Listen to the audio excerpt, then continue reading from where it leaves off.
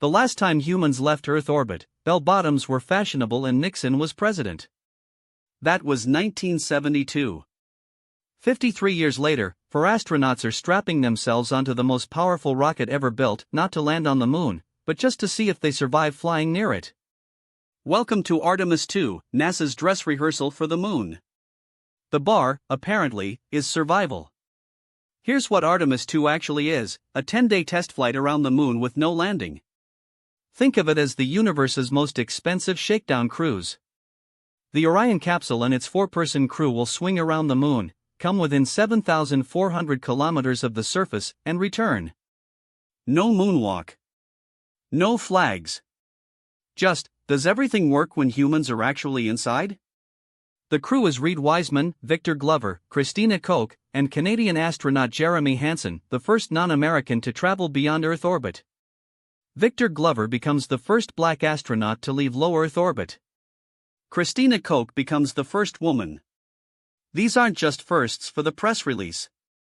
They're structural proof that this program has different DNA than Apollo. The rocket underneath them is the Space Launch System (SLS). It produces 8.8 million pounds of thrust at liftoff, roughly equivalent to 160,000 Mustangs firing simultaneously, except none of them explode on purpose. It's the most powerful rocket since the Saturn V, built largely by the same institutional muscle memory, just 50 years rustier. Sitting on top is Orion, a capsule that looks like Apollo's capsule went to the gym.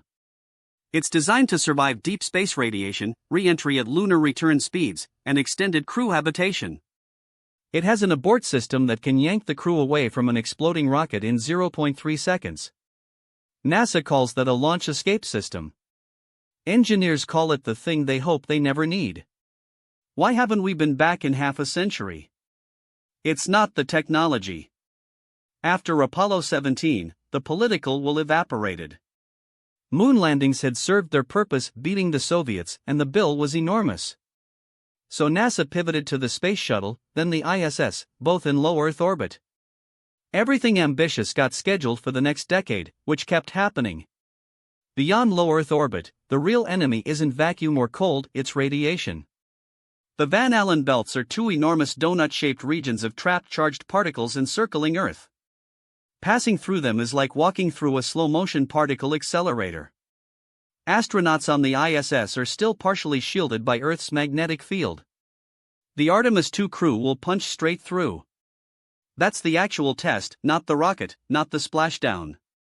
Orion's radiation shielding and life support under real deep space conditions, with real humans generating real biological data. Every sensor reading they collect is a variable crossed off the list for Artemis 3, when someone actually lands. And Artemis 3 is just the first landing. The long plan involves a gateway space station in lunar orbit, a surface base at the South Pole where water ice may exist in permanently shadowed craters, and eventually using the moon as a staging point for Mars. It sounds like science fiction. It also sounds like what the 1960s sounded like in 1950. 53 years is a long time to wait to go back somewhere. But maybe that's the point. Apollo planted a flag. Artemis is trying to build a road. The difference between a footprint and a foundation isn't drama, it's patience, iteration, and the quiet willingness to do the boring work of not dying. That's not a smaller ambition than Apollo. It's a harder one. So here's the full picture: Artemis 2 isn't a moon mission, it's the proof of life test before the moon mission. A crew of 4 will fly farther from Earth than any human in half a century, collect radiation data, stress test life support, and come home. No landing. No flag. Just survival and telemetry. Underneath it sits the most powerful rocket since Saturn V, and on top of it sits a capsule that represents 50 years of accumulated lessons about what kills people in space. The crew includes the first black astronaut and the first woman to leave low Earth orbit, not as symbolism, but as the literal composition of the team doing the hardest job. If it works, Artemis 3 lands. If that works, a lunar South Pole base becomes an engineering problem instead of a dream. If that works, Mars stops being a poster and starts being a destination. The whole chain depends on this one flight not going wrong. What strikes us is the honesty of the framing. NASA isn't calling this a triumph, they're calling it a shakedown. That's unusually humble language for an agency that once put a man on the moon and described it as one giant leap for mankind. We think that shift reflects something real. The people running this program have internalized just how much went wrong in the decades after Apollo, and they're not willing to skip steps to get a headline. We find that quietly admirable. We also find it a little unsettling. Because patience and iteration are virtues until they become cover for indefinite delay.